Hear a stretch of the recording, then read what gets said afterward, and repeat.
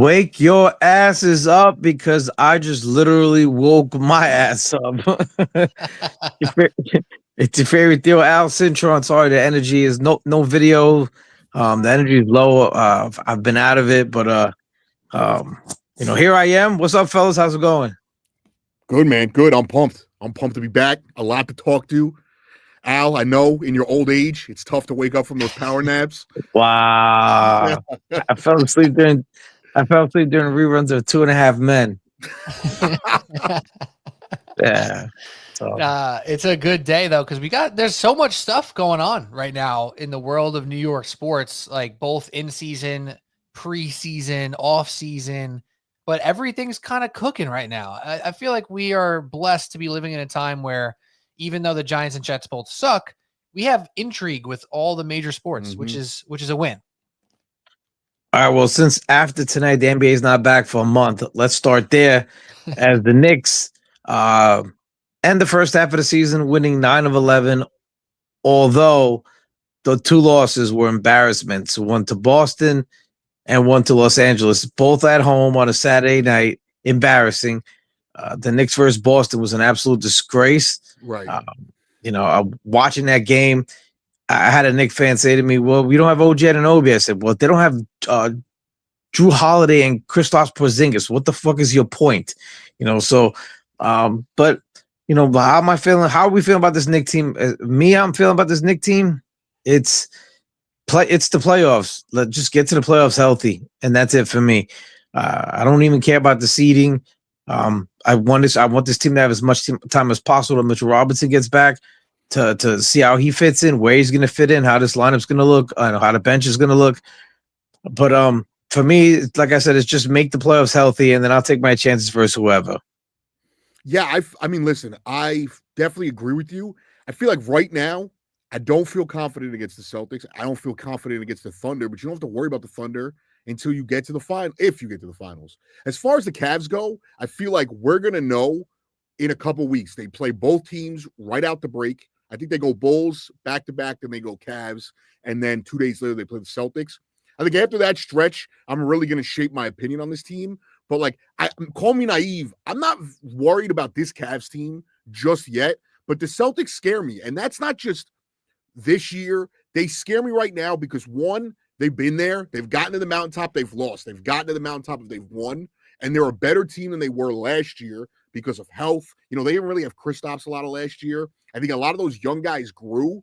And that's what scares me. And that's not necessarily listen, the Knicks are probably, if you take those three teams, they're probably the best team after that. And, that's not, you're not raising a banner for that. But right now, like that tweet said, they have taken a leap. And I have to wait till we get to the playoffs, till Mitch is here, OG's back. And we got positive news from Shams about them. So hopefully, this tweet right here about they have taken a jump. They are a better team than they were last year. But that does not mean that they can beat the elite teams, the Cavs, the OKCs of the world, and Boston right now. But I'm not saying that is my complete, thought. After February, I'll have a better grasp on how I really feel about this team. I think the big thing that I'm on with that whole elite concept is if you're going to do that and say the Knicks aren't in it, then I don't think the Cavs are in it either. I think it's just a 2-team tier. If we're talking about truly elite contender level top dogs in the league, I think it's just Boston and just Oklahoma City.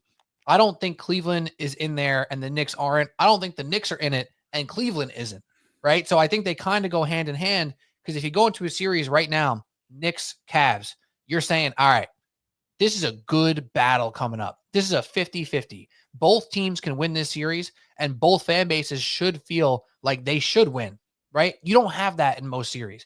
If the Knicks played any other team besides Boston or Cleveland and the Knicks lost without injuries, we'd be massively disappointed. If we lost in a grueling battle to Cleveland, we'd be massively disappointed, but in a different way. If we lost to Boston badly, we'd say we were not in that class, right? So that's the difference to me. If Cleveland's in that tier, then so are the Knicks. But if Cleveland's not, the Knicks aren't either. So that's the big deception for me of fans kind of playing this game right now, trying to say, oh, the Knicks actually aren't contenders. Well, then who's a contender, right? That's my question.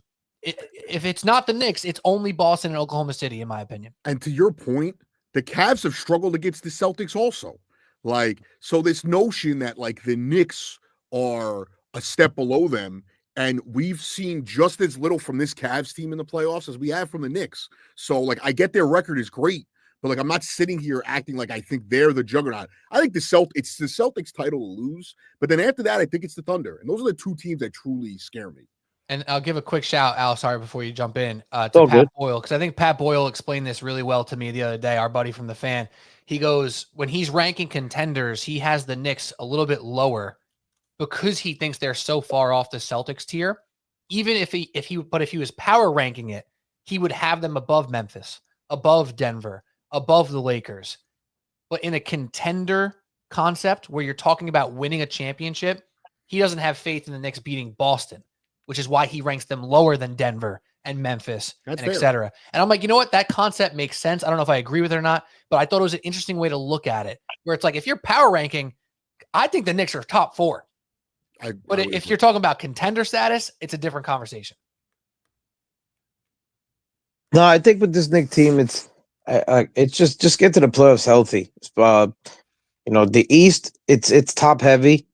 Milwaukee made moves, maybe for the better, maybe for the worse. We'll see. It's Knicks, Boston, Cavs, and it just sucks that every time we play Boston the last year plus, it's been a different lineup. I think every time out there, it hasn't been the same guys healthy. Boston, the same thing. They haven't had their full, plate of weapons, but it just sucks. I would love to play them healthy, 100% versus, and then see where you stand. If you can't beat them, you don't deserve to win a championship. It's that simple. Right.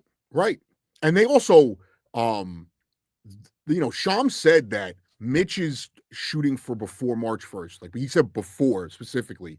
And then he said OG, hopefully shortly after the All-Star break. I genuinely think there's a shot that both of them are back for that Celtics game. And again, it's not even a complete product and at that point because it's the first time they're back, and it's going to take time for Mitch to get back into real game shape. But at the end of the day, I agree with you, Al. Like, get to the playoffs, be healthy, and see what you could do at that point.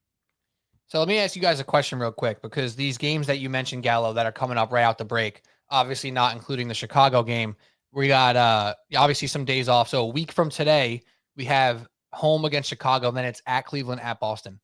Do you feel like they have to win one or both of those games? What do you think is like the necessity that you need to see as a fan to get your confidence level to a certain point with that Cleveland and Boston back-to-back game? Oh, Al, I'll let you go first on that one. Those are 3 games you said, right? Yeah, Chicago, Cleveland, Boston. I'm kind of throwing Chicago out because, I think it's pretty obvious that the well, you want to split, and if you lose to Boston, don't get embarrassed by Boston again. Mm-hmm. It's I'm not going to say go ahead and beat Boston. It would be beautiful to beat them, but just give me a competitive game and something to build on. If you get smacked by 30 again versus Boston, it's going to be, well, what does it matter? You're just going to lose to them. But I want to see, those 3 games you mentioned, 2-1, and if you lose to Boston, be competitive. If you beat Boston, then forget about it. You know what's going to happen. Championship, here we come. Right. And I got to be honest, if they go 1-2, if they beat Boston, I'm going to feel good about it.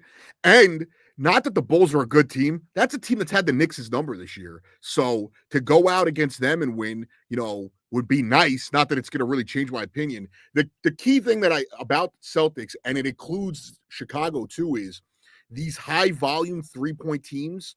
Because I think it's the Celtics in Chicago are 1-2. At one point, they were 1-2 in 3-point attempts. Those are the teams the Knicks struggle with. And I don't even think it's a defensive effort thing.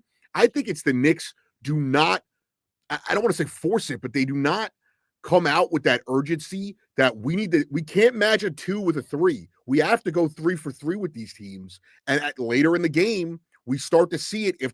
Like sometimes Boston, it doesn't matter what you do defensively. They knock down their shots and you have to match that. And at times and it could be the coach, it could just be the players taking what's given to them and not really trying to work towards the arc. But that is my biggest concern, and it's the biggest Achilles heel when you're talking about bad matchups. It's not even a good 3-point shooting team. It's the high volume 3-point shooting teams.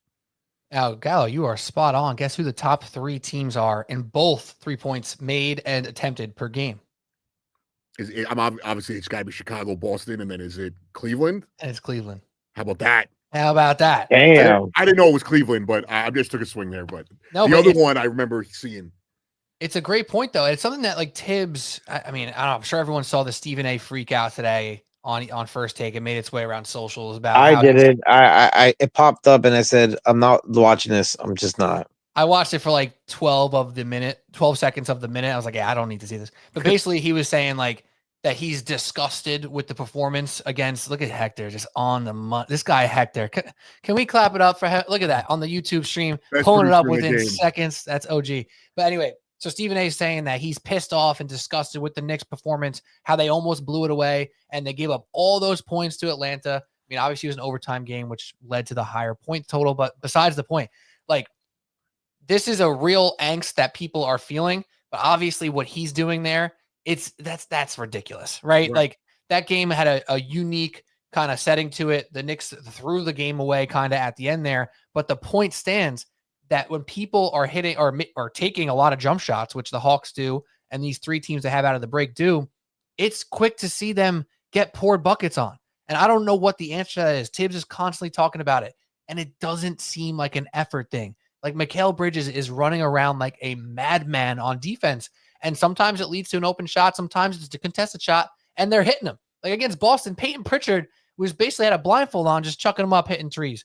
Like Jason Tatum was hitting ridiculous shots. At some point, you can't like combat that. So I don't know if it's a true Knicks issue from a personnel standpoint, from a scheme standpoint, but it certainly doesn't seem like an effort standpoint. Well, effort. I want to see effort on the closeout 3-point defense because that's been the issue. The Knicks off opposite ball 3-point defense is horrible. It's nonstop since Tibbs has been the coach. Just look at versus Miami. How many corner threes in that playoff series killed them? You know, against Indiana, corner threes. It never fails. So if you're going to lose to Boston, I know you're saying, well, if they're hitting everything, they're hitting everything. I just want to see the effort on defense. If they're sitting there wide open shots like it's pregame, it's a problem. Well, I'll say this much, and I agree with Pete. I never watch the games and feel like there's a lack of effort. I do think Brunson, again, not a lack of effort. He's just not a good defender, leaves them in a lurch a lot. And specifically, if OG or Mikal are not on the court together, it leaves them in a lurch because now it's Josh essentially having to help on 2 different guys or OG having to help on 2 different guys, and it's leaving guys open. I do think when Mitch comes back, one thing Mitch does really well, similar to a Rudy Gobert, is he covers the corners while standing in the paint. His ability to, shoot out on the corner, and it's why we struggle with the Hawks when he doesn't play, but when he plays, we really lock up the Hawks because, when they had Boyan and when they had Hunter, they were adding these corner 3 threats, and I feel like that'll help, but I do agree, like, it's an issue, and it's been an issue with Tibbs every year. Last year they figured it out, but we're past the point of where they figured it out last year, and they haven't figured it out yet. But I never questioned I'm not sitting there being like, this is a lazy defensive team. And one more thing to add on the Mitch front, because I think it's really interesting. Remember, I'm going to take y'all back to the beginning of this Knicks season when we were really concerned about the defense, and Cat's defense was a huge question mark, a big talking point. And we kept saying, like, man, can this team work if Cat's the defensive anchor? Well, I think the difference when Mitch comes into the game right now, there's so much effort being funneled towards the driver that it's leading to these open shots because they don't truly trust Cat to be that rim protector at an elite level. If Mitch is in there, I think that creates a whole different math for the defense, right? Where like Mikal doesn't have to run like a psychopath following Trae Young into the lane because he knows there's a real rim protector there. And I'm super interested to see what Mitch and Cat look like next to each other because in theory, it works. I think it works. So I think that could be unlocking like something very special for this team. And it's not going to be 30 minutes a night, but for that 12 to 15 minutes a night, maybe that they're playing together, that might be a special dynamic that actually lifts the defense to heights that we could have imagined, last year or going into this year. It's just crazy how people have panicked about the Knicks. Bad loss and forget about it. Their first round exit. They win 6 in a row. a bad loss. Oh, forget about it. They're not going to have no business being in the same building as Boston. Last year they did everything in their power to get as high a seed as they could. They got the 2 seed. This Right. year I just want to get to the playoffs healthy, and then if the following season try to figure out what in the middle area, whatever that may be, depending how this season goes. I'm not worried about anybody. If you told me 7-game series versus Boston, sign up for it. I'm taking my chances and let's see what happens. And I wanted to add too, because Stephen A's freaking out about that. You know who blew a game in the fourth quarter up 4 points with 30 seconds to go against the Hawks at home and then lost Boston. in overtime? You were there. I was there. So yes, I'm not saying that means that Boston's susceptible, but to overreact to a dub, I always look at it as good teams win those games. Bad teams lose those games. And not saying Boston's a bad team, they're not. But I'm not trying to equate the two. I'm just saying to freak out on a W is stupid. I'm never freaking out when they win. I'm sorry. I don't care about how you got there. You got there. If we won that playoff game and that's a deciding game, no one's going to care. And someone will always question the idea that a team can flip the switch, right? Yeah. But after you win a championship, it feels like those teams, if they stick together for the most part, which Boston has, they do kind of have a switch, right? It's not a coincidence that Boston is showing up heavy for the Knicks games and the Cleveland games and the high-end West Coast games, but they're kind of falling short against the Hawks. They're playing weird games against the Nets, right?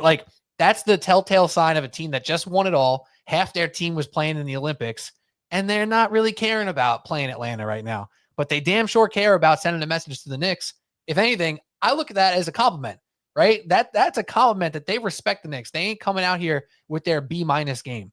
They're bringing A+ to play Cleveland, A+ to play New York. Mm-hmm. Now the Knicks and Cleveland both have to prove that they could hang with Boston A, not Boston B. Yeah, and that's the part that sucks is that we were missing OG Anunoby, but they were also missing Porzingis and Holiday, and to get smacked 130 was it 131 to 104. That was just very, very disturbing. And the one thing I talked about is their the way they came out the gates. It's Saturday night in New York City, prime time versus defending champs. You come out flat. There's no excuse for that. That was horrendous. A lack of urgency for sure. And they made it close, right? For that 1 second, they got it within 6 or something at the end of the third, beginning of the fourth. All right. Maybe we got a game in our hands. It was Saturday night. I was feeling good. I had myself a little cocktail. All of a sudden, I'm like, oh no, this is over. Let's get out of here. Yeah, it happened so fast. Yeah, and the prices for the tickets, no thank you. So, fresh out the gate at the second half, you said we got the Bulls and we got Cleveland and we got Boston. Have the worst case scenario 0-3 and all hell will break loose in the city. But I'm confident when it's all said and done. The Knicks will be right where we need them to be in the playoffs, and a matchup with Boston I'm not afraid of. And if you're afraid of it, then just don't watch. It's that simple. I want to be the best, you got to beat the best, as Ric Flair says. Woo! That's what I want.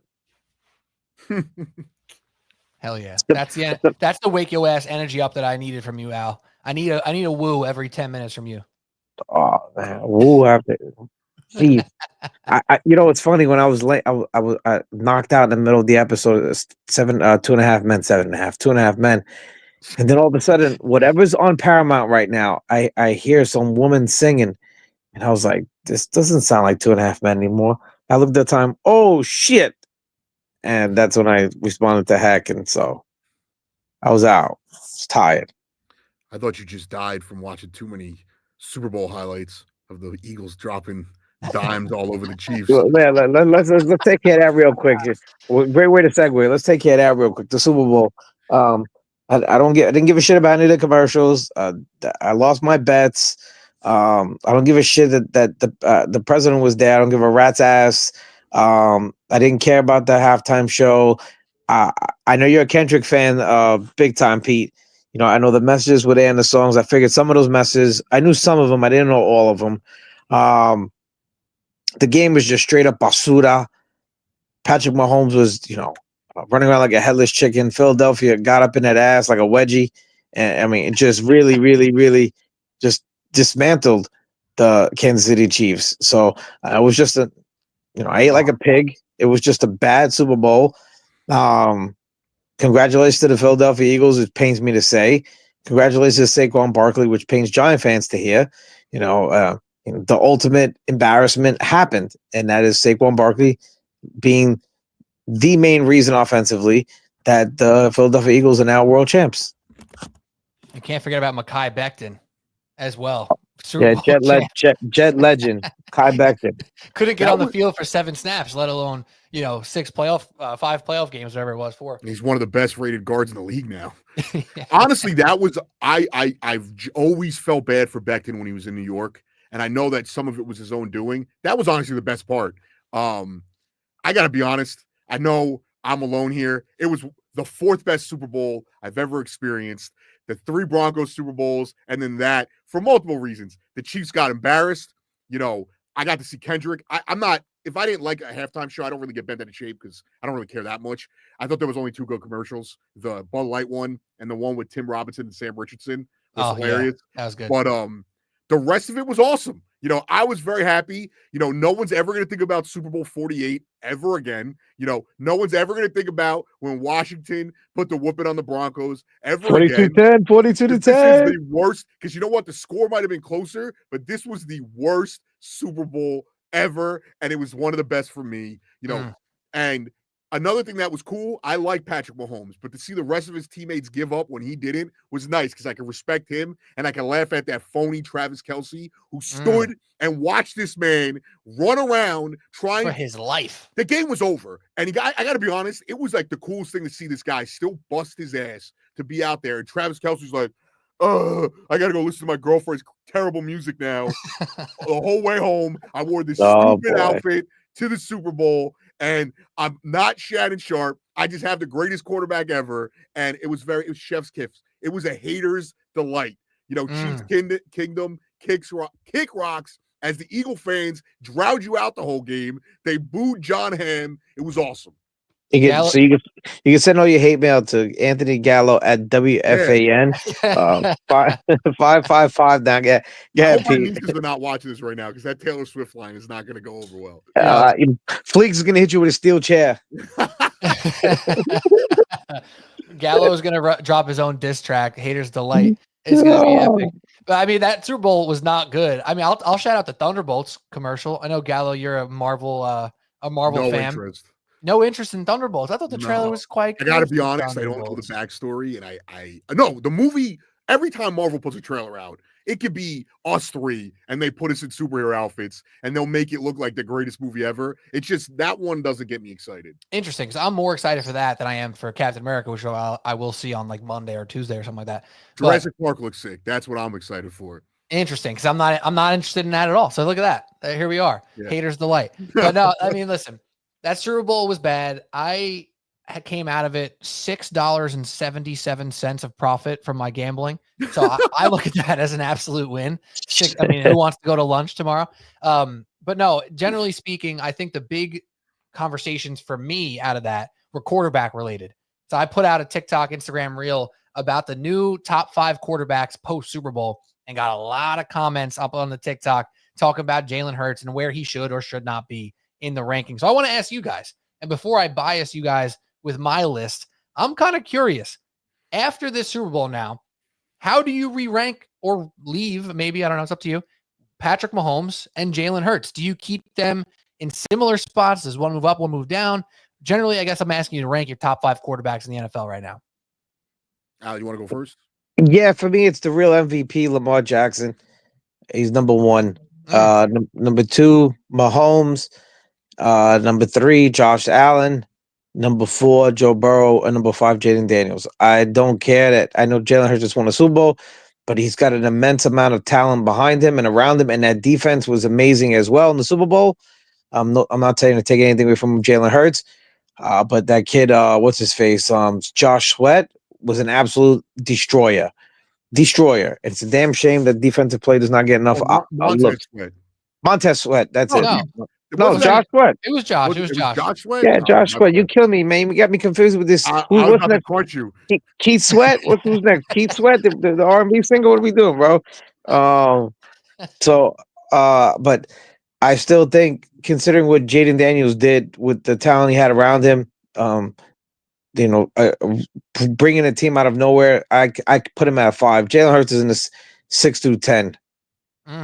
Well, I listen. I am a part of. I've loved Jalen Hurts since college. I think I was the only person in my like friend group, immediate friend group, Eagle fans, Giant fans, everybody that loved when they picked Jalen Hurts. I always thought Carson Wentz was a bum post injury, and I think he's great. I think he's the most disrespected quarterback in the league, hands down, because he will have one minuscule mistake and they will immediately write him off. But guys like Jordan Love will get passes. I don't hate Al's top five, because I would say like Jaden Daniels, CJ Stroud, Baker Mayfield, and Jalen Hurts are all in that next mesh. But I'm putting Jalen Hurts in my top five because it's a second Super Bowl he outperformed Patrick Mahomes. He's a consistent winner. He's been a winner since college. And even his first year, if they started him to start that year, they win. I think that Washington won the division with 6 wins that year. Jalen Hurts came on with the Eagles late, and they like intentionally tanked that last game. I really think that he is. I'm not going to say he's on the level of Patrick Mahomes. I'm not going to say he's on the level of Lamar and them, but I don't think I'm going to hold talent against him, because all of these great quarterbacks at some point have talent. I know Patrick Mahomes doesn't have talent now. He did when he first started. No one held it against him. Like Brady played with a lot of talent. Peyton Manning played with a lot of talent. Like I can't hold that against him. But I mean, Mahomes, Lamar, Joey, and Josh, I would definitely put ahead of them. But after that, I'm not going to say it's outlandish for me to put him in my top 5. So I tend to agree with you, Gallo. I think after this Super Bowl, after another year of consistency from Jalen Hurts, you can make all the arguments that you want, that they have the best defense in the league and Saquon Barkley was the best running back of a decade, or whatever you want to call him. He has played so consistently, has done his job to the best of his ability since he's entered the league. He's finished second in MVP voting 2 years ago. He's made 2 Super Bowls, like you mentioned. I'm comfortable now putting him number 5. But I couldn't believe the comments I'm getting. Granted, some of them are Eagles fans, so I'm not trusting their opinions right now. They're riding too high, a little too close to the sun right now. But I think maybe our Uncle Al, TIO Al over here, is riding a little close to the sun with Jaden Daniels too, because let me remind you of a story about CJ Stroud, who last year, after his amazing rookie season, was often being lauded in that 5, 6, 7 range. And then what happened this year? A little injury here, a little bit of bad luck there, not as consistent. And who's ranking CJ Stroud at 5 or 6 now? I don't think anybody is. And now I love Jaden Daniels. I do feel like he's still up there, Stroud. I think Stroud, even Mahomes, perfect example of guys who, when you pull the rug out from under them without an offensive line, it crushes them. And his offensive line was probably the worst in the league. Maybe the Giants had a worse offensive line, but it was one of the worst in the league. Yeah, for sure. And agreed. I'm not even trying to make this a CJ Stroud bash session. No, right. I'm just saying, like, when you are 1 year in order to be certified top 5, you got to see more. And I think Jaden Daniels is the first one knocking at the door. I think he's on that ass, if you will, of Jalen Hurts for the number 5 spot. I love watching Jaden Daniels play, but let's be real here. He don't have the accolades. He don't have the certifieds that Jalen Hurts now has. The Super Bowl means something. Now, some people are arguing, oh, well, he has a Super Bowl and made 2. That's more than Burrow, Lamar, Allen. Let's be for real, though. Mm-hmm. The talent ain't the same. It's not watching the same quarterback, right? Like Hurts is doing great stuff every single time out. But he is not doing what Joe Burrow, Josh Allen, and Lamar do. And I think, in my opinion, Patrick Mahomes is still untouchable number 1. That's how I see it, at least. And when we see him with some talent again, we'll have that conversation. But Joe Burrow is the perfect example of, like, when Joe Burrow's defense was good, I'm doing air quotes for anybody not looking at the YouTube right now, they were ranked 16th in the league. The Eagles were the number 1 defense by like a large margin. Yards per play, points allowed, every big stat. The D-backs are good. The linebackers are good. The D-line's even better. So I don't want to hear that, oh, Burrow had a good defense and still lost in the Super Bowl. It's not the same. But Jalen Hurts deserves the respect to top 5. I'll tip my cap. Oh, Bo Nix is going to be up there next year. Oh, God. Yeah, Gal, I don't want to hear that. So is Aaron Rodgers. Yeah, wherever he ends up. Real quick about the Chiefs. Is their window closed, or you think this is just a blip? I'm going blip. I think we all said this year, you can't bet against the Chiefs. You can't bet against the Chiefs. I did over and over again in the playoffs until I finally got it right in the Super Bowl. So I probably still ended up on the losing side of that margin. But as long as Patrick Mahomes is there, I expect them to be the favorite to win their division and then be at least very close within a point or two of every game they play in the playoffs. Like there could be a juggernaut out in the AFC that grows overnight in 2025, 2026, whatever it may be. And Patrick Mahomes is still in the race. We've seen this with Brady, and I think he deserves to be in that echelon. Like there was moments in the mid 2000s. Oh man, is Brady going to turn a corner? And he gets Randy Moss and boom, take off, right? Gets Gronk, boom, take off. Sometimes it's that simple. And I think the Chiefs have been making good decisions as a franchise for long enough now to trust them to do a little bit of this, a little bit of that to get them on the right track. And, you know, Steve Spagnuolo's still there. He didn't leave. So I think that team's going to be right in the mix for the future. I think it's a blip. I also think that they are at that point where they can reload. I know that the cap was hurting against them, and there's going to be wide receivers available. T. Higgins, maybe Garrett Wilson, maybe Tariq Hill. You know, there's going to be guys available for them to go get, and they've done a good job drafting. I mean, you know, take away the what's his name, the Clyde Edwards-Helaire, however you say his name. They've kind of hit on a lot of their offensive players in the draft, and they're probably going to bring back Kareem Hunt, so they have a good running back room with him and Pacheco. And I don't think Travis Kelce's retiring. He's obviously starting to, you know, fall off a little bit, but I do think that wide receiver room is going to look drastically different next year with more help. Like DeAndre Hopkins, I know he had a bad game, but he was also like one of the only guys who was getting open, and it hurt them. So, and you know, whatever his name is, Gray, the backup tight end, that guy could kick rocks because he killed the octopus for me. Because DeAndre Hopkins was right there. Mahomes was trying to get him the octopus, and I missed that bet. But seriously, they wait, hold on. I heard this on I've never heard. What the hell is an octopus? I didn't know what it was, dude. It's a creature that lives in the water. It's got 8 legs. Thanks. I eat it as well, but I mean, in terms of football, it is a guy scoring a touchdown and then immediately catching the 2-point conversion or scoring the 2-point conversion. And to Mike, Tua is in the injury tent on the sidelines. That's what he was in the quarterback conversation. Mike from Brooklyn punching the air right now. Then the Dolphins have the longest drought since winning a playoff game, right? Mm-hmm. 2000. Jesus Christ! We're trying to find the Dolphins with the octopus, but no. So this thing about this thing right here. If Rashee Rice doesn't tear his ACL because Patrick Mahomes took him out on the sideline early in the year, if Rashee Rice is in this game, I know it was a blowout, right? But just hear me out for a second. That is a massive dynamic shift. There is no receiver on that team that even comes close to Rashee Rice. And we're talking about Rashee Rice. We ain't talking about A.J. Brown, right? Like, we're talking about a very solid number one. Not a great one, not an amazing player. They would have been vastly different, even just with him. So I do think to that point, I am giving Patrick Mahomes, Andy Reid, and this organization a lot of leash to get something going on the offensive side. They also have to fix their offensive line. They had problems there. Well, against the Eagles, we all got problems. Golly. Yeah, I think it's a blip as well. I don't think their window is closed, not yet. And I don't think Kelsey's going to want to go out like this. So we'll see what happens when it comes to that. What's your early Super Bowl pick for next year? You go first, Pete. It's a tough one. I kind of want to pull up odds so I have something to pull out of here. But if I'm gonna go with my Super Bowl champion or like Super Bowl matchup, Al. Matchup. I'm definitely not just buying time while I try to think of somebody here. I think the Lions get right.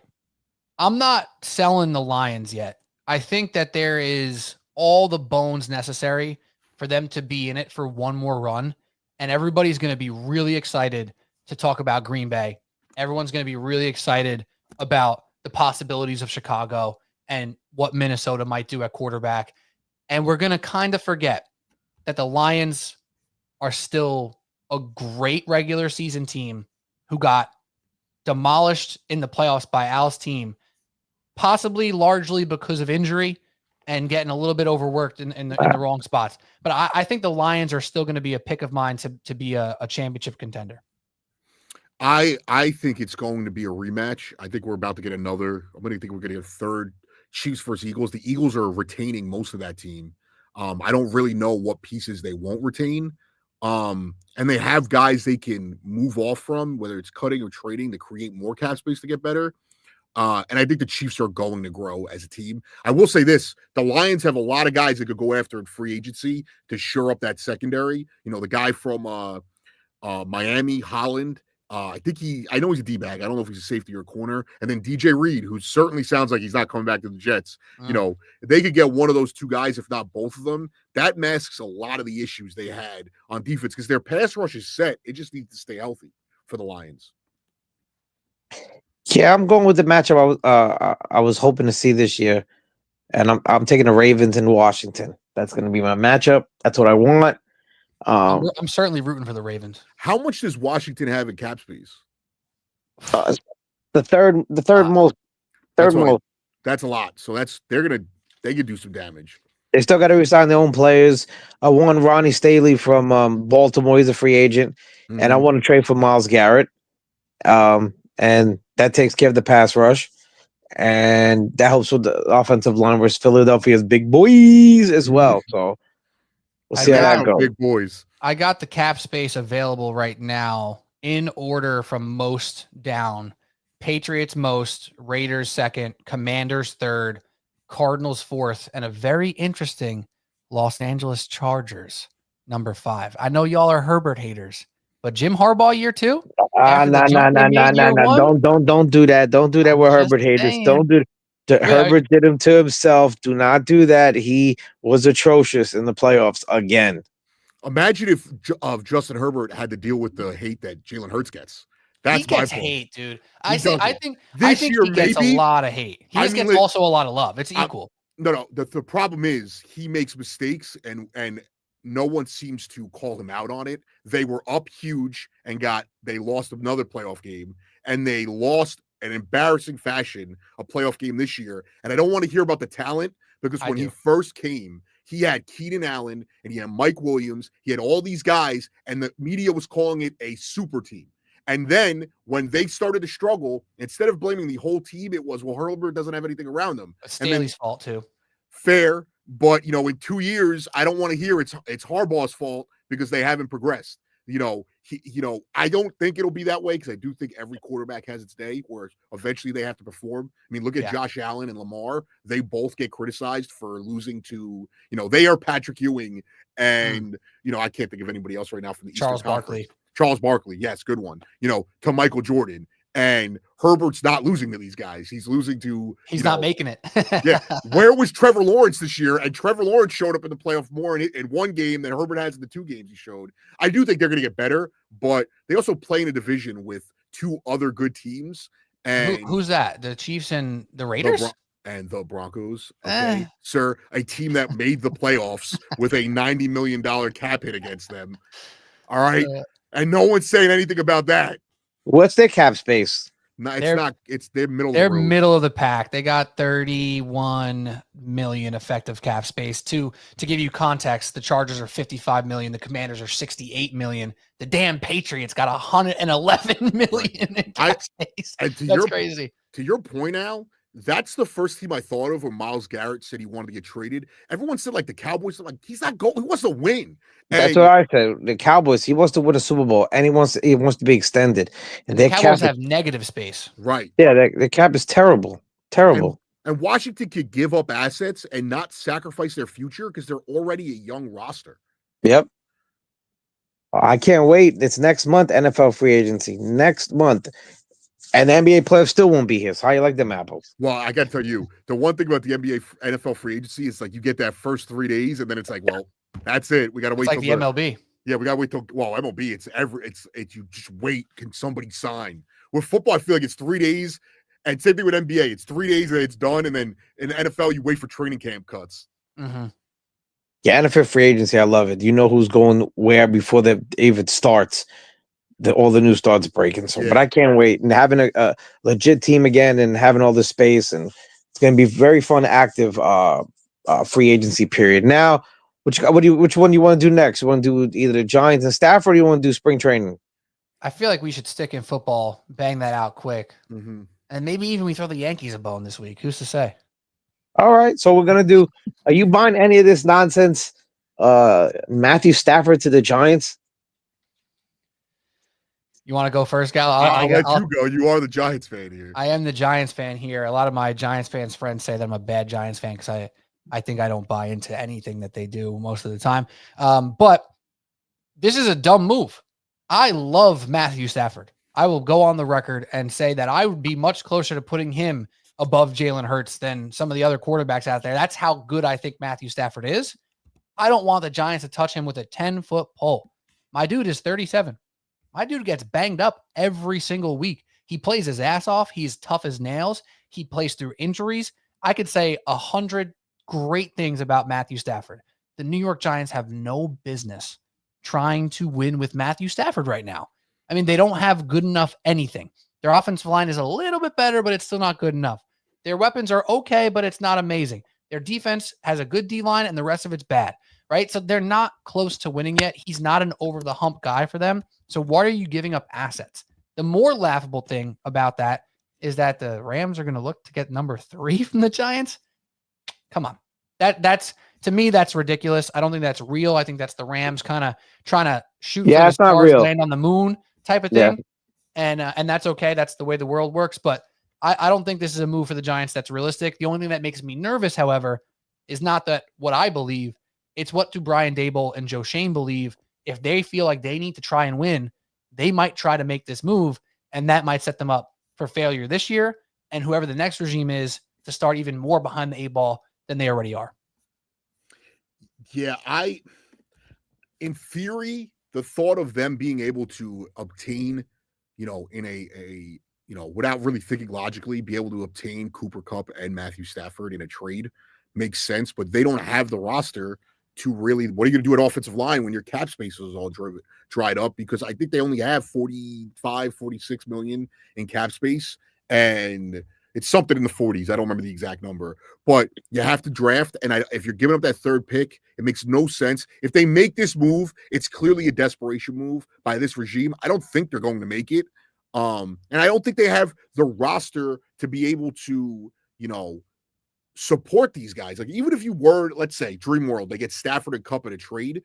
All right, cool. You have Kupp and Neighbors and a decent running back room. And Stafford, who's blocking? Who's covering anybody on defense? Who are your linebackers? And you need another pass rusher because Thibodeau is not doing anything. And Brian Burns and Dexter Lawrence can't carry that load by themselves on defense. So it doesn't make sense. I think that we're more likely to see Stafford get dealt to, I think there's more of a chance Stafford gets dealt back to Detroit than there is a chance the Giants get him. And that's not happening. Well, I think Matt Stafford to Vegas sounds good. That'll be a nice thing. Pete Carroll wants to win right now. I know the Giants just hired his Kelly Stafford's brother. Chad Hall's his name. Sound like the backup, the assistant quarterback coach. Yeah, he sounded like I heard that name and I thought of for some reason a porn star. But anyway, I'm gonna get my mind out the gutter. Yeah, I don't know if the move makes sense. If I was a Giant fan, it'd get me excited. But the number 3 pick's not going to be involved. Forget that. That's not going to be involved. It'll be future number 1s. And especially if you have to give him an extension as well. So it's not going to be, you're not going to get fleeced for him. But that would excite me. Neighbors and Stafford, get a rookie behind them and let him sit behind them and go from there. But it's the Giants have a lot more to worry about other than a quarterback. I know you need a quarterback in this league. They have so many holes to fill. So it was with or without Stafford, it's still a long way up for the Giants. Yeah, and the Raiders sound like a good landing spot. And, that Rams team is clearly going through a rebuild. They're going to move on from Kupp. I don't know if Stafford will end up getting traded or not, but they clearly have made the notion they're going to move on from Cooper Kupp. And that could be a guy, we mentioned the Chiefs. We mentioned, even Washington. The Broncos need wide receiver help. There's a lot of teams that need a receiver, a top flight receiver. So I don't know. And I'm not giving up a first any year to get Matthew Stafford because I think he's good, but I think you got a couple of years with him being still able to be an elite quarterback. And you don't have the ability to just give up 1st-round picks for him. If it's a 2nd-round pick, even that to me is risky. Yeah, it's too much. It's too rich for the blood of a Giants fan who's being realistic, right? Where you're thinking about 3 to 5 years. The true future, according to Nico Harrison of the Dallas Mavericks, 3 to 5 years, right? Because that's in the NFL, you can't think further than 3 to 5 years because teams turn around in that time frame. You're not thinking about, in the NBA when you trade for a pick in 2031 that's unprotected. You're like, ooh, that one might turn into the next Cooper Flag. It's like, no, the NFL doesn't work like that, right? You have no idea about 2031. You got to try to win every year. And this is just not good enough with this roster to move the needle. And it's unfortunate because, I would love to see Matt Stafford, one of my favorite quarterbacks of my lifetime, in a Giants uniform. Like, that's a dream for me. But like 3 years ago, right? Like when he left Detroit, that would have been sick. But we had Daniel Jones running around doing nothing. So now we're going to get him here now. It's just going to be Aaron Rodgers all over again. And I know he's a little bit younger, but also he plays a style because of the toughness that I don't know if he's going to age as well. And if you really look at the Rams offense this past year, it's very run dependent. They were the best when Kyron Williams was running the ball like crazy. And like they weren't this electric offense. And now what does he look like without Sean McVay, without Puka Nacua? Malik Neighbors, you can argue, is just as good, but it just doesn't add up. The math doesn't math for me. Right. I just had my jaw drop. Anthony Edwards just put his nutsack on Chet Holmgren's throat just now. Oh, hell yeah. So yeah, your mind is at a different place right now. No. I just happened to look nutsacks. I happen to look up and I see Anthony Edwards go to the basket and yam it on him. But back to the Giants. So if Matt, that's not Stafford, are you willing to use the pick on one of these young kids, or are you willing to bring in a Russell Wilson type? I've started my dive. I can't say it's complete yet, but I've started my dive into Cam Ward and Shedeur Sanders, and I started sprinkling in some Jackson Dart. I'm happy with Shedeur Sanders, man. I want him. And the more people complain about his father and complain about whatever weird ego thing that they think he has, the more I want him. This dude is locked in. Shedeur Sanders knows exactly who he is. He knows exactly what he's doing, and he knows who he wants to be in this league. I want to bet on the guy who wants to be great and believes he's going to be great. I think that's who Shedeur Sanders is. And watching the film, the only thing that I've, maybe been concerned about is he is similar to Caleb Williams in that sense, that he's very comfortable kind of sitting back and waiting and trying to wait for things to happen and break. And we know how that can go for young quarterbacks in the league. And if you get beat up too much too early, it can set your career on a really bad trajectory. That's the only thing that makes me nervous. The arm talent is beautiful. The ball placement is beautiful. The accuracy is electric. Todd McShay called him the best pure passer in this draft, but then raised some other questions. So I'm pro Shedeur. I would love to have him as my quarterback. I think he's the right type of guy to actually handle New York. It's the opposite of what people are complaining about. He can handle this because he's always been in this. He's lived in a circus his whole life, so he can be the circus master.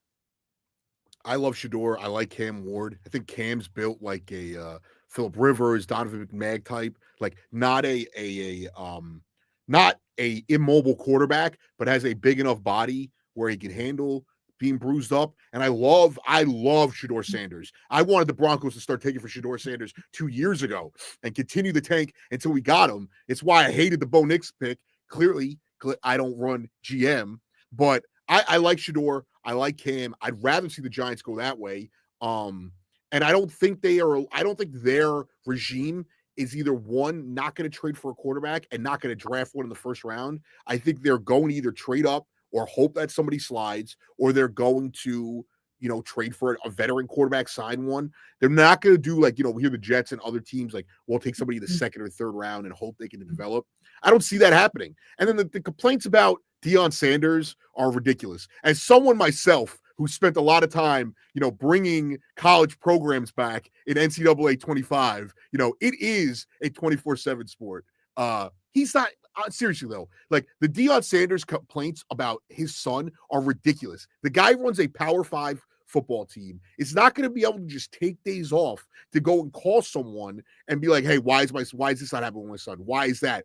I guarantee you, we see him less than 3 or 4 times at whatever team he gets drafted by, his son, at those games, because he's got a commitment, and I really feel like he's committed to being a great head coach. So that gets thrown out the door. I like Shador. I like Cam.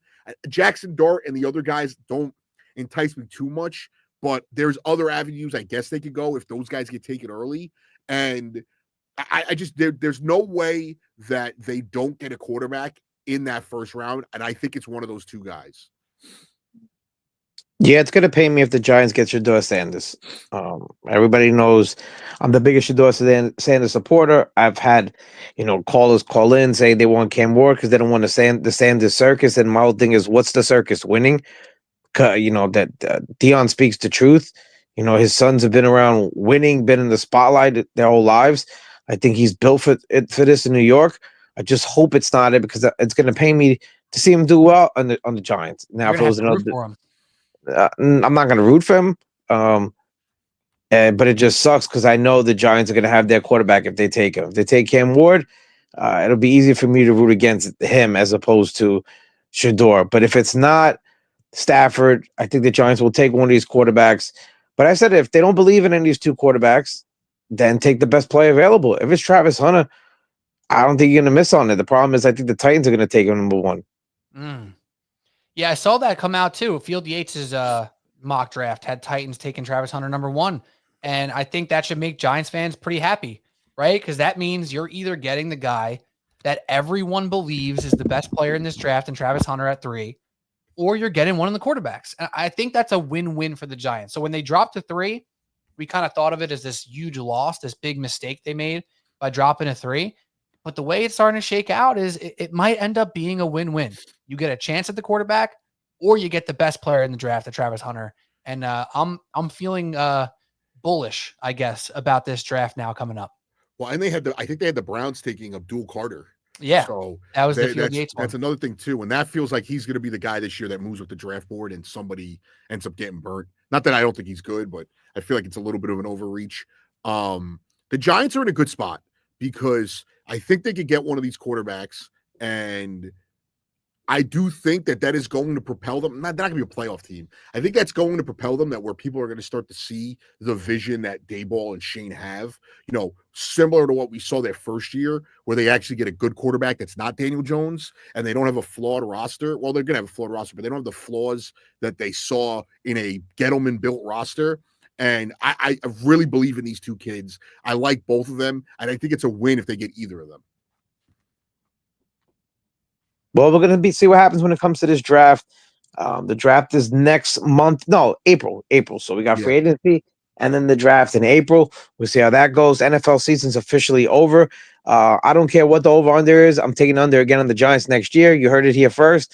I'm going to keep taking that under until they prove otherwise. Like, you don't bet against the Chiefs. They proved otherwise. The Eagles destroyed the Chiefs. I'm going to take the under until the Giants prove us wrong. So we'll see what happens with that. The other one, the other side of town, Mr. Aaron Rodgers, he's finally fucking gone. Good riddance. It was either going to end in a Super Bowl run, playoff run, or a complete disaster. There was never going to be middle ground, and it was a complete shit show. Congratulations to the Brooklyn Nets, who are no longer the biggest flop in New York sports history. It's now the Jets, and Aaron Rodgers is gone. You ripped the Band-Aid off. Probably told him you're not going to be McAfee, and Aaron Rodgers, you're like, what do you mean I can't do McAfee? No way, bro. Got to smoke this ganj while I'm talking to my man Pat. So I said, well, kick rocks, motherfucker. So he's gone. Aaron Glenn, I think it's the right thing to do. I know a couple weeks ago I said with you guys, Aaron Rodgers, if he wants to win now, that's the guy to keep. But after thinking about it as well, it's like, do you really want to deal with this guy for another year if he's not going to be all in? And I think Aaron Glenn and company did the right thing. Thoughts on the Aaron Rodgers situation, and where do the Jets turn from here? I think this is great for the Jet fans. See you later, bum. And I got to be honest, I don't know if this was Aaron Glenn's call. I hope it was, because then it makes me feel better. But I think regardless of whose call it was the right move. I don't even care what the reason was. I thought they should have got rid of him last year and really pulled the plug on this whole thing. And I hope that they go in there and they start asking guys who's committed. It's okay if Devontae Adams wants out. He's an older guy. If some of these guys are not committed what they want to achieve, it's time to cut bait with them now. Do not wait 2 or 3 years down the line when you realize that Breece Hall's not cut out. Sauce Gardner's not cut out. Garrett Wilson's not cut out. Quinnen Williams is ready to go somewhere else because he's not cut out for the long haul. Like, they have to figure out what to do. And then quarterback wise, I don't think they're bringing in anybody. Maybe they draft a quarterback 3rd, 4th round, but I think Jordan Travis and Tyrod Taylor are going to be their quarterbacks next year. I think I only like it if that's the case. If you're going kind of punty at quarterback with Tyrod Taylor and Jordan Travis, like you're not going all in, you're not sending draft picks for somebody else, you're not giving a Sam Darnold a contract, a Russell Wilson a contract, etc., then I'm fine with it. But if Aaron Glenn and this team wants to win now, I got to be honest, I kind of thought Aaron Rodgers should be back for one more year, because what the hell else are you going to do? I think for the Jets to go out there and get Russell Wilson is silly. To get Justin Fields is silly. Maybe not Justin Fields, depending on the contract. It's probably going to be pretty cheap. But like, I just don't see what the purpose is for the Jets to try to piecemeal some veteran quarterback to get them afloat. For what? Like they're not who we thought they were a few years ago. The defense isn't what we thought they were. I would have ran back Aaron Rodgers for 1 year. Frankly, I didn't believe the report until the Jets officially tweeted it out. I thought it was a little bit of a bargaining chip for Aaron Rodgers, for them to be, or not for Aaron Rodgers, for the Jets to be like, yo, Aaron, we're ready to move on. So get in line. And then they were going to look around and be like, well, we got no other options. You know what, Aaron? I think we're finally seeing eye to eye. Until the Jets officially tweeted that out, I truly thought that's what was going to happen. So I don't think this team's going anywhere this year. I don't like the plan Bs that I've heard for quarterback very much. So I think they're kind of in no man's land, and that's the worst place to be in football. You got talent on your team and nothing to do with it. So I'm a little bit disappointed. I'm not a Jets fan, but I would have rather watched Aaron Rodgers one more year to see what happens than to watch a bunch of nonsense quarterback play and a team be pretty mediocrely miserable with a new coach in Aaron Glenn trying to get off on the right foot. Well, I think the reason they made this move is they chose culture over winning the first year. They want to establish a culture. And I think if that's the way you want to do it, I think it's the right thing to do. Aaron Glenn, first-year coach, first-time coach, he's laying the law down. Here's what it is.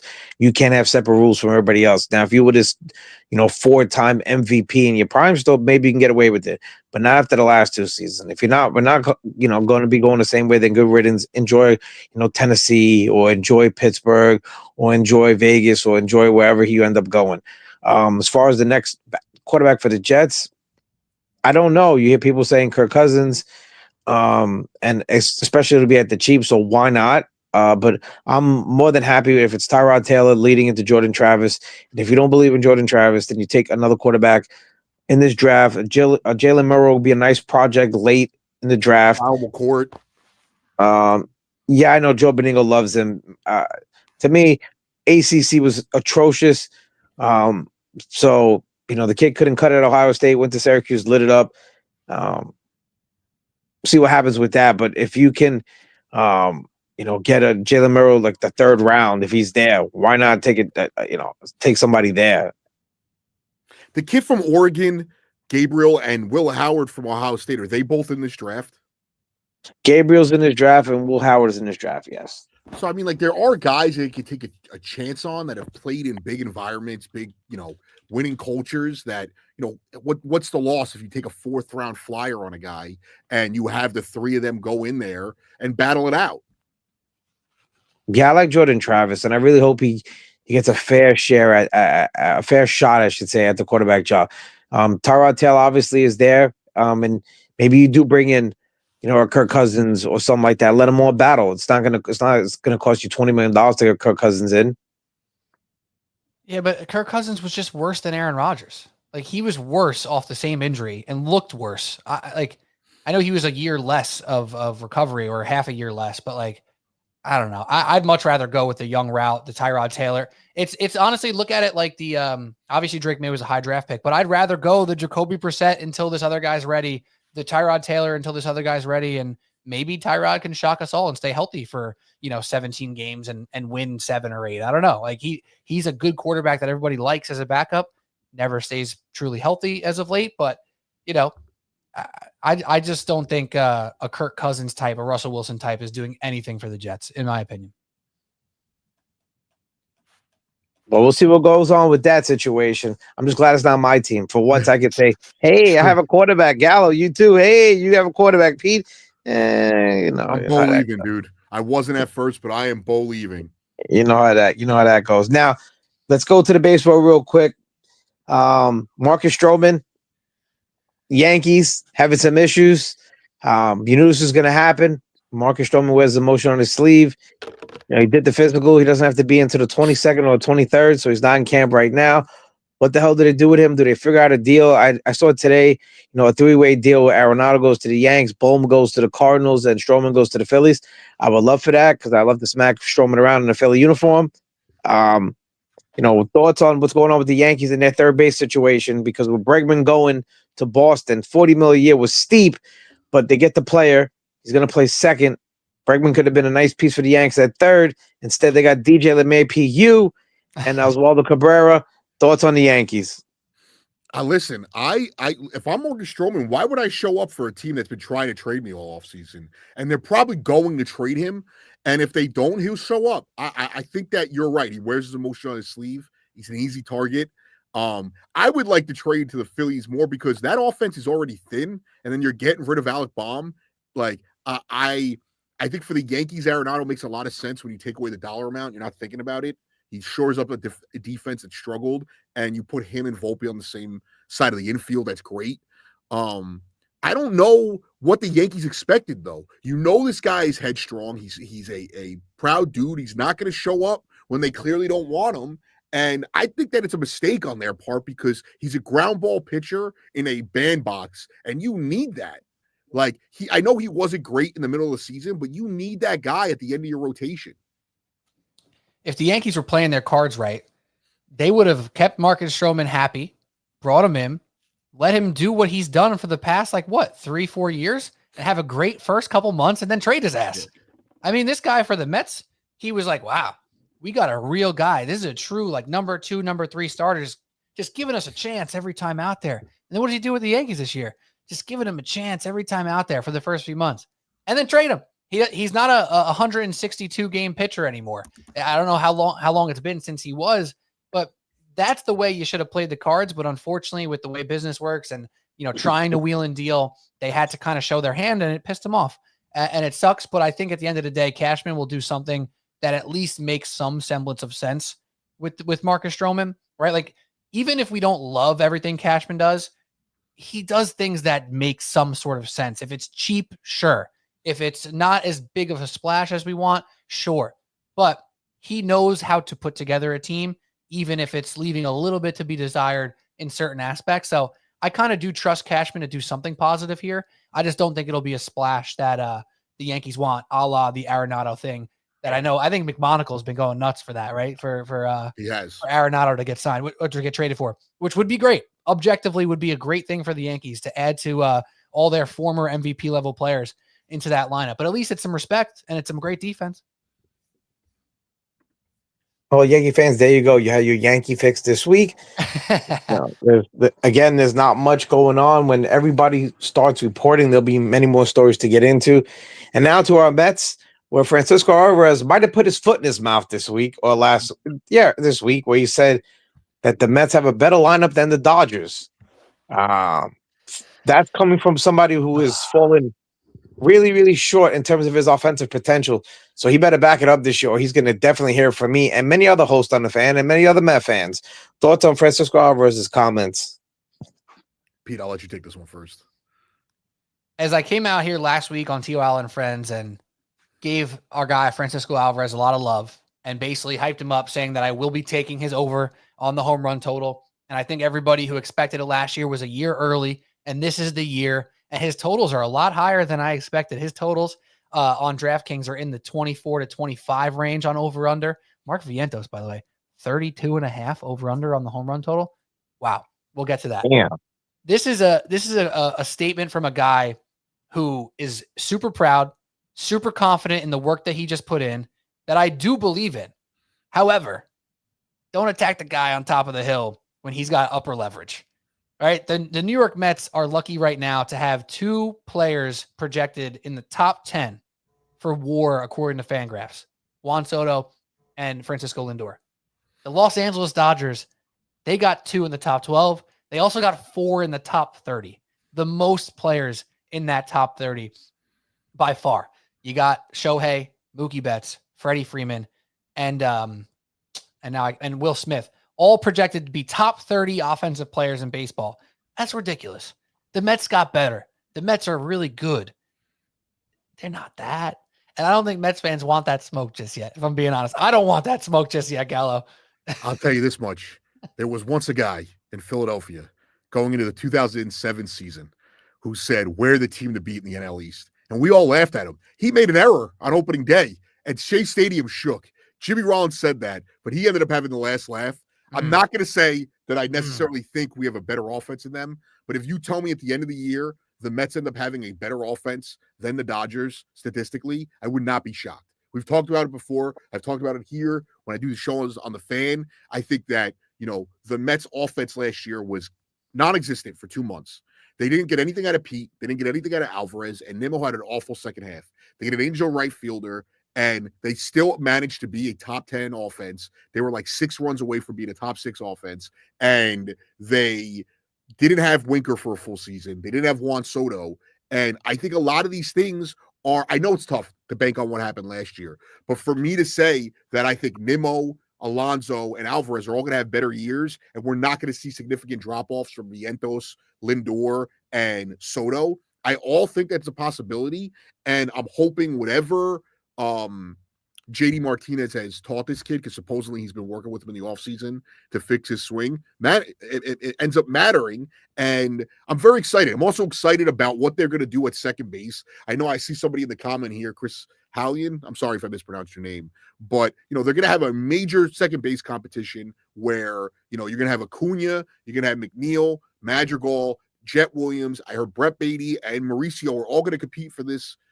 second base position. And I trust, if it's Acuna or Mauricio, I trust them to be a major upgrade to what McNeil and even Jose Iglesias was last year. Iglesias had a great year, but it wasn't like his numbers were like gaudy. He did battle with 355, I think, at Citi Field. He was sensational. But it's time, the OMG phase is gone. Like I said, he wanted a multi-year deal. Mets offered him a 1-year deal. He wanted a multi-year deal, and his agent Scott Boras. So I really don't feel bad. That's what you did. That's what you wanted.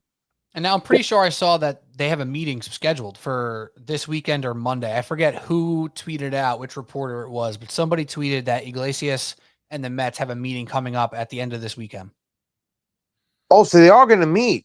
Yeah, I'll try to find the tweet. Listen, this is a new era. David Stearns and Steve Cohen tell Scott Boras, kick rocks, dude. Yeah, Juan Soto, of course we're going to pay the money. Otherwise, this is our game. You think Steve Cohen, the guy who negotiates millions and millions and millions of dollars on his, actual day job, is going to get punked by Scott Boras and his slick back hair and Telva Rhymes? It's not happening. He didn't get punked on Pete. And I guarantee you they will go into the season and Iglesias will see that there's not much of a market for a multi-year deal, and there will be a chance that he comes back in camp and is a part of this. I don't think he's going to be a part of the second base battle. I think he's going to be a bench piece, utility defensive replacement, and I really feel like that's the right move. And I agree with you, Al. There's no more feel goods. There's no more. And this isn't a Wilmer Flores situation where Wilmer Flores was a guy that should have been brought back, and Brody Van Wagenen opted for a former client in Jed Lowry, who they paid him for 2 years what they would have paid Wilmer Flores for 5. And that was a mistake. And it's not like a major mistake, but it's the point that this is not the Mets trying to bring back someone to appease the fan base. They're trying to win. And I like it. I do think there's a chance for him to come back, but if he doesn't, I'm not really going to lose sleep over it. And at second, I just really love what we're about to see, because most of the other positions, I think center field will see a little bit of a competition. And then second base, everything else is essentially locked up. I got the tweet real quick out. It was Johnny Trujillo. He's the Spanish play-by-play guy for the Mets. He tweeted out that there's a meeting he's expecting this weekend or Monday. That was the tweet. So maybe Iglesias told Boras, you little dipshit, I'm not doing this. Get it done. Oh my God, you work for me. And, and to give Iglesias a little bit of credit here, because I think part of it has to be that he felt very disrespected by the league, right? When he was all of a sudden on a minor league deal, there's a guy who has been a good player for a long time. He felt like he deserved to be in the league constantly and never, fall out of grace with every team, right? He he was like in no man's land for a few years there. So he probably wanted to earn back some of what he lost out on. So I get why he was going for that multi-year contract. But at the end of the day, like Gallo said, he's not even a starter. Like he's a utility piece. And whatever you get out of him is a blessing. Obviously, defensively, you expect what you expect. But offensively, what you get out of him is a blessing. You can't expect 350 again or 320, whatever it was. And if they bring him back and he doesn't make the cut, they'll eat the money. Right. Yeah, they brought Nick Madrigal to fill that role, who came into Met camp with Cubs bags on. You know, he didn't have any Met bags. I know people are making a big deal about that on social media. Who gives a shit? I don't care if he showed up in garbage bags. Who gives a shit? Just get it done on the field. Right. It is what it is, but we always got to make a big deal out of something. Oh, the Mets, I'll suck a fat one. Like, I don't give a shit what kind of bags he brought into camp. So as we'll get into the spring training game should be starting soon. You know, and I usually get fired up for like the first inning. Then after that, it's like, okay, give me the regular season. Let's go. I'm like chomping at the bit. And then the second the guy with 77 comes in the game, I'm like, all right, I'm good. We're good. Thank you, Gary. Keep the run. You're the best, but I'm out. Yeah, some guy named here comes Gary Lasuka, and it's like there's no name, number 96. You know he's got no chance to make it. The game's in the 7th inning. You know, you maybe you had too many to drink that day, so you're still watching this. But yeah, I used to love spring training. Now it's like once the first inning's over, then I'm ready for a regular season game. I tune in a bit for it just because, like, you know, I love overreacting to a guy wearing like 65 hitting a homer, and I'm like, oh, this guy right here, he is a gamer, and then we never see him again. Right, because when you're right, like once out of 12 times or 15 times, like I told you guys, this was the guy, bro. I told you. But I honestly though, I gotta be honest, I'm kind of the fun police with this a little bit in pitchers and catchers era of spring training, like this early portion, like whatever, and people are reacting like, oh, Garrett Cole gave up a home run to the backup catcher today. Right. He's not sharp. It's like, yo, can we stop? Yeah. It's freaking spring training. These guys are all trying out new pitches.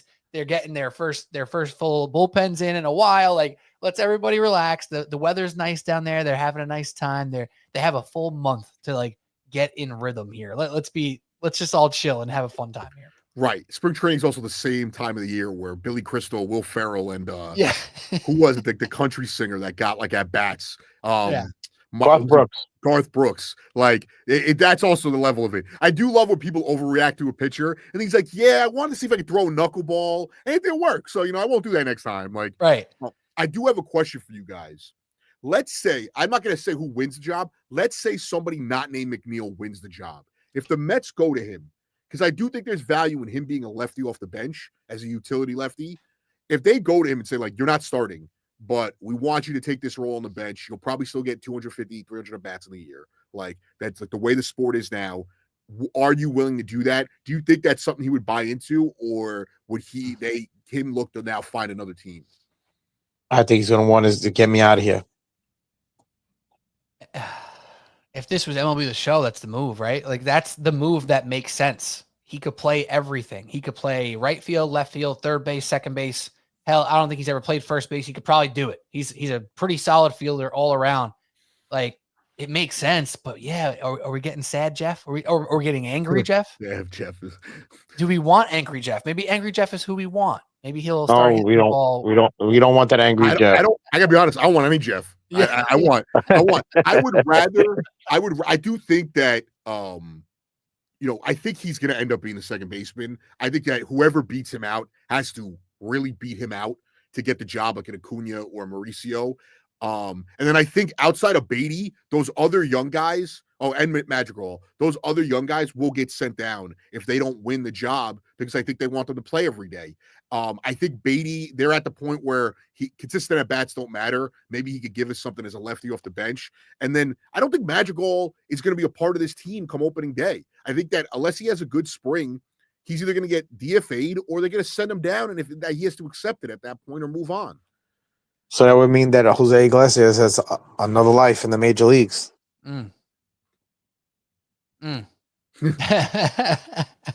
What did it say? It just promised McNeil a car and never give it to him. Now, wait, Al, go ahead. Yeah, no, I know I usually fumble this one. Don't forget to hit the like, the subscribe button. Don't forget to, send the link, retweet the link, copy the link, whatever you need to do with the link. How many people in the building so far? Hector might have still been 106. There we go. Over 106. just over 100 from Okay, Hector. that's all platforms, or I believe so. Yeah. So a bunch of people in the building still wanting to hear about the Mets and obviously we talked a lot of Well- Knicks and whatnot. But I have one more question for you guys because yeah, let's go. on the Ronnie Mauricio front, this is a dude who, if he wasn't injured last year, Huh. he was on track to probably get called up at some point last year. I think he would have started a team at a camp. Right.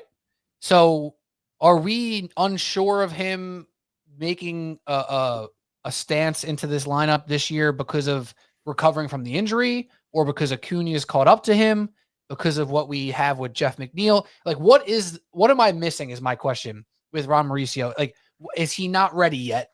No Now, health. when he was ready then? Is it just not healthy enough yet? He's not healthy. He's not going to be doing anything till middle of March. Pretty much, he's doing regular drills or whatever, but not game action. Okay. I do think if you're going to ever trade him, you better get an ace. An ace better be coming back, because that kid is going to be, if he can stay healthy, that kid's going to be a star. Yeah, he's got gap to gap power. He's built like young A-Rod.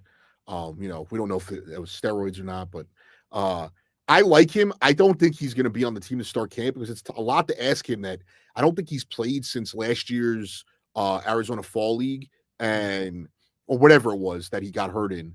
And I like him. I'm with you, Al. If they're going to trade him, like, it better be for something special. I think right now, realistically, all these guys are going to get shots, but it's probably between McNeil and Acuna. When it all comes down to it, I think it's going to be between McNeil and Acuna on who's actually going to be the second baseman. I don't think Madrigal is going to start. I don't think Jet Williams is old. I don't think they're ready to give Jet Williams a job unless he absolutely forces their hands. And again, Mauricio, it's tough to ask a lot, and I don't want to write off Brett Beatty. I don't believe in him as an everyday player. Or as a second baseman, for that matter, right? Like, aren't they going to try him out at second base? I do want him at second base the minors last year a lot. Yeah, so I'll just add this. We have to remember, as a fan base, this is for the Yankees and for the Mets. What happens on opening day and the first 3 weeks is not the team, right? Just remember last year, obviously the run was insane, but even just to the Mark Vientos, Brett Beatty side of things, like, we had no expectation of Mark Vientos last year. He didn't make the team, and he came up and was one of the most important hitters on the team. I'm not saying Acuna or Mauricio could be one of the most important hitters on the team, but I think it's actually very likely that one of those two play to a level where they are important parts of the team. Maybe not the most important, maybe not top 3, but actually contributing important players. Beatty played 27 games last year at second. Yeah, everybody knows I'm not a Brett Beatty fan. So, and I'm starting to believe that it's going to be McNeil who starts at second base this season. I want to be wrong, but I don't think they're going to keep Acuna on this roster. If they're going to bring Iglesias back, that means Acuna is not going to be with the opening day roster. I think Acuna goes to the minor league, so he's getting consistent at bats, consistent playing time, consistent reps. But I see McNeil starting. If it doesn't work out, then I can see the Mets just saying "fuck you" and being over with it. He's not Stearns' guy either, so like, there's no attachment to me unless Cohen has like a ridiculously great relationship with him because of his dog charity or whatever. But I don't know. I'm not going to sit here. I'm telling myself right now I'm not going to be disappointed going into the season if McNeil's starting at second base. But I know come that time I'm like, this is ridiculous. It's the same shit that we always do, and I'm ready. I think Acuna won. It was a lot different than when Alvarez got called up in 2022.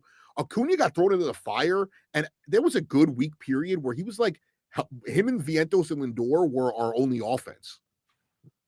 No, but he filled in for Lindor. Lindor was right. Lindor was hurt in huge games too. Yeah, down the stretch, and everybody said, "Oh fuck, we're gonna lose Lindor. This is it. We're not gonna make it." And Acuna didn't skip a beat, and that's what to me showed that this kid can do it. The same thing I feel about Vientos. Vientos did it in the playoffs besides the regular season. Showed me you can do it. Yeah. You guys taking the over on Vientos? Over What was it What again? 32.5. Oof. I feel like 32 is the number. I feel like 30. I feel like 32 to it's tough. I think he's gonna hit 30. I just don't know how much more he's gonna hit than that. Man, that's tough. I might So if I'm taking 32, that means it's the under. Shit. So you can get Mark Vientos at 30 plus. Yeah, this is guys. This is what I'm saying. This is crazy because Vegas and the sports books are telling us what we believe. Mark Vientos is minus 280 to hit 30 home runs. Minus 280. I think That's it's because of the crazy postseason. juice. That's crazy odds. Like you gotta damn. That's shit. Damn. They're expecting him. So good in the playoffs. Like in all 3 series, he was so good. And I think that's where I'm like, this guy is a lock to be a stud. And he's hopefully the third baseman for a long time to come. Because normally it's like, all right, you see a guy have a great regular season in their first year and then they struggle in the playoffs. He was his best in October. Like the best stretch of baseball he played was in October. So I like he hit that big homer. I know they lost the game, but he hit that big homer in Philly. It felt like he had a big homer in the win against the Dodgers. I feel very confident in him. And I think at the end of the year, offensively, the Mets are going to the best left side of the infield in baseball. Offensively. This is guys, this is great. Let me just read some more odds to you real quick because this is blowing my mind. So first of all, on DraftKings, you can't even bet Aaron Judge until you get to 45. So he's minus 200 at 45 home runs. You can't bet Pete Alonso until 35. So if you go up those numbers, like Mark Vientos is looked at right now, according to Vegas odds of home runs and home run leaders, as a top 12 power hitter in the sport right now. Like that's how high they have him ranked on this front. Like that, he's in the likes of Jose Ramirez, Christian Walker, Bryce Harper. He's right behind Bryce Harper and Jose Ramirez. Like that's ridiculous. That's crazy. What are the odds for Lindor's homers? For 30 plus, he's at, I can't find him right now. He's at, for 30 plus, he's plus 125. I'll hammer that. For 25 plus, he is minus 200. You get him 35 plus, you can get him at plus 200. Minus 200 is not bad. Soto's batting behind Lindor, Lindor's hitting 30. It's gonna hit 30 home runs easy. For sure. So we'll see what goes on with that. Spring training is here. Pitchers and catchers are here. You can tell who's sick of their wives and families. The ones who get there early, I always get a kick out of that. I can't wait to get the hell out. And then I'm washing dishes. They're tired of helping their wives out, lead up to the nannies. Football season's over and done with. Basketball all-star break. Before we go, I wanted to touch on the Johnnies. They finally get the publicity, won 10 in a row. Then a heartbreaking loss yesterday to Villanova. I watched the ending of that game. Thoughts on what's going on in Queens? Oh, not rattled at all by the loss. That team's legit. I'm telling you right now, they're going to be the favorites going to the Big East tournament. If they win Sunday, they have a 2-game lead over everybody for the regular season title. I think they're going to be in the Sweet 16. I mean, I hope they get a little farther, but I think a Big East tournament win and a Sweet 16 is in their future real quick. Only take I had. Did you hear that the SEC is 84 and 84 right now in the last? Did you guys see that, Carl Ravitch? Yeah. It's like, oh, yeah. So he basically said, if you didn't see it, anybody who didn't see it, Carl Ravitch was doing a game and was like, over the last few weeks, the SEC is, not really playing that well. They're 84 and 84 over their last 100 and whatever math, 72. It's like, well, Carl, that's because they're playing against each other, and someone has to win and someone has to lose. And I think one of the top 3 teams in the college basketball right now from the SEC, Florida, Bama. I'll say this too: St. John's has 4 losses by a margin of 7 points, I think. Wow! And they lost to Georgia by 3. They lost to Baylor on a last shot, which if they hit 2 free throws late in the game, it doesn't happen. They lost to Creighton, and R.J. Lewis had a great look at the end of that game. And then they lost this game on the last possession. And they're that close to being undefeated. They're that close, realistically, to having 1 loss because they should have never lost the Baylor game. And last night, they were not the better team. They should have never lost to Creighton. So this Sunday at the Garden, that's a big game. And if they win, I'll be fine. I'll still feel as confident. If they lose, I'll be a little shaky. And I'll be there when the UConn comes to the Garden. So I'm pumped. I got lucky. My cousin had an extra ticket. I did not pay for it because I need to pay rent. So, Well, they got the thing that worries me with St. John's that from what I was reading and then watching the games is their free throw shooting, their 3-point shooting. yeah, their free throw shooting is a problem. I'm not too worried about their 3-point shooting because they clearly are reading the reports because they're trying to shoot more, but they do everything else so well. Free throw shooting will screw them. You know, they missed 14, I think, free throws against Marquette. So, like, that is, I think that they missed like 60% of their free throws. That'll kill you more than shooting 29% from three because they're one of the best defensive teams in the country. They play inside out. So I think when you have to slow the game down in March, that'll help. But again, I'm a little biased. I'm a little overconfident right now. What was Patino's line when the reporter asked him about the jump shooting? Oh, kill me. Yeah, he said, I want to kill myself every time I watch them take jump shots. And they also, Patino, shout out to him because, you know, I always need this from a coach because I'm like, yeah, refs screwed us last night, man. They had a terrible call late in it where I don't know how they came to the conjunction that it was Villanova's ball, but Patino came out and goes, if you're blaming the refs, you're a loser, essentially. Yeah, but the funny thing is, Evan said that college basketball is not as exciting as the NBA. Well, he said it was a bad product, which I love college basketball, but it's not a false. I'll say this much, and I know you're going to hate this take, Al. It is a bad product. It is very reminiscent of non-Michael Jordan era games. Like, that is what it feels like. It's a sloppy game. No, I just think college basketball is lacking the star power that it once had. And the matchups are still there in terms of universities. The crowds are amazing. The atmosphere is amazing, which I think they have that over the NBA. With a big college basketball game, the atmosphere is insane. Very fair. But I just feel like college basketball is missing that star power that they had back in the day, where you had guys staying in school 2 years, 3 years, and you knew they were established programs, household names, and you knew they were going to be stars in the NBA as well. I hate to say it. I kind of agree with Evan. That's just me. And I'm an NBA hole, right? I'm kind of like Evan. I'm an NBA hole. I'm watching NBA every night. When we finish this podcast, I'm going to take my dog out and watch whatever games are still on League Pass. I don't get how the product is so different, right? You watch college football and you watch the NFL, and you can just tell that it's the same in a lot of ways, and they steal from each other in a lot of ways. There's no stealing from college basketball. It's its own sport in a way. Well, I actually think it's the same with college. College football is the biggest sport in the country after the NFL. I think college football is a lot of blowouts. Oh, big time. I agree with that. I just think that I think college basketball has the most parity. I'm talking about stylistically of play. Right. Yes, I agree. Do think college basketball is the most parity. I think it's because you do get to a point where that it's a bigger sample size. You know, I think there's like 80 more teams that are because there's all those sub bowl teams that are Division I that don't really compete with the other college football teams. Everyone competes in college basketball. Like, it's why we see so much parity in the tournament, especially the last 10 years. It's also the level of basketball in this country has really risen. I know a lot of people don't want to see that. The talent is there. Maybe it's not the effort and the passion. I do think also it's just you have a lot of guys who aren't capable of doing things that happen in the NBA. Like, for example, St. John's, great team, one of the best teams in the country. They lack true shooters, and the one guy who could shoot on their team can't do anything else.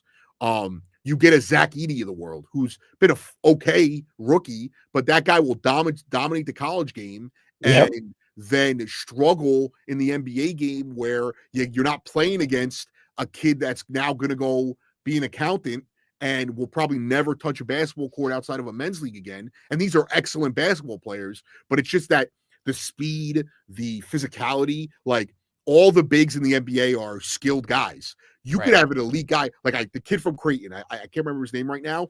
He's one of the best bigs in the nation. He will get eaten alive in the NBA. Like, his stats are like, he's got the most like blocks, rebounds, and I forgot what the other stat was in the history of the Big East. And that's a league that had Patrick Ewing and Dikembe Mutombo in it. But that kid's not on their level. And to Al's point, there's no star power. There's no villains. Like I grew up hating Mm. John Shire.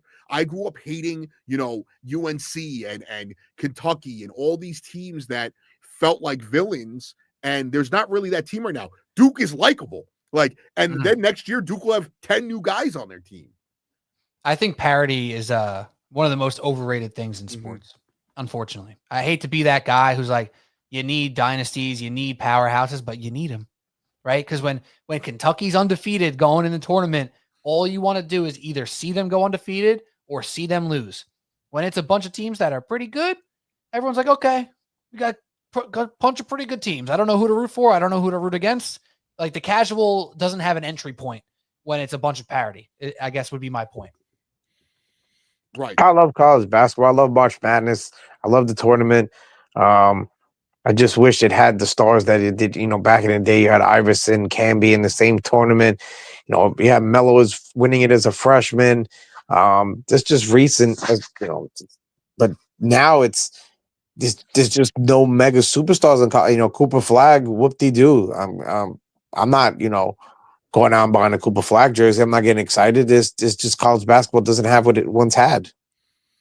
Well, I think that, NIL will help a little bit because guys will stay longer, but you're still going to have a lot of one and dones. It's just Dylan Harper, Ace Bailey, Cooper Flag, all one and done. And that might be the 3 best players in the draft next year. And, outside, I don't know what the foreign prospects look like right now. But AJ DeBoinsta. Yeah, and I do think you're going to see that too. You're going to see a lot more foreign players bleed into college basketball. Not that they weren't there before. St. John's St. John's is a bunch of guys now on their team from all over the world. They got a kid from Greece. They got a kid from Portugal. They got a kid from Ghana, I think. They got kids from all over the world now, and it's a lot different. And the coaches, what I think could happen here? Hurley is the most unlikable guy in the game, and I think it's a good thing. I think if you're not going to get the players to be villains, it's good to have a guy like that who is insufferable. He's a winner, but he's the most unlikable guy in the sport. Yeah, he sure is. He made that comment, I'm the best fucking coach in the game. And then Rick Pitino came to Stores and put him in his place. Yeah, it should be fun. The Big East tournament's always fun. St. John's being back is a beautiful thing. The Big East tournament should be fun. Sunday versus Creighton should be fun as well. So before we go, anything you guys want to plug? Sorry, my energy was down. I was not expecting, to go right on after a nap. I just passed out. So my bad on that one, fellas. You can catch me on 2.5 Men on Paramount Plus, 7 p.m. weekday. Men. You can catch me on Subway Sports Talk every week on your podcast app, on YouTube, on social media at Subway Sports Talk, dropping takes to try to get people fired up. And I shouldn't say trying. I'm not trying to get people fired up, but I've been getting people fired up in the comments. So come in and maybe back me up on all these Eagle fans in my comments last week. I'll forget you're in trouble with that. Yeah. Check Twitter, Pico to on the screen, Pico to _ Gallo or Pico to Gallo 24 on IG. I do have a YouTube page. I'm in the comments. So you can follow me there. Official Anthony Gallo on YouTube. Otherwise, hopefully a week or two, you'll hear me again on the fan. Yeah. I'm supposed to do Saturday 11 p.m. to 4 a.m. But I'm waiting for David to get back to me on Sunday, so we'll see what happens. That's 5 hours on the fans Saturday night. We're talking Aaron Rodgers. We're talking Giants. I'm hoping somebody calls in so I could fuck with them a little bit.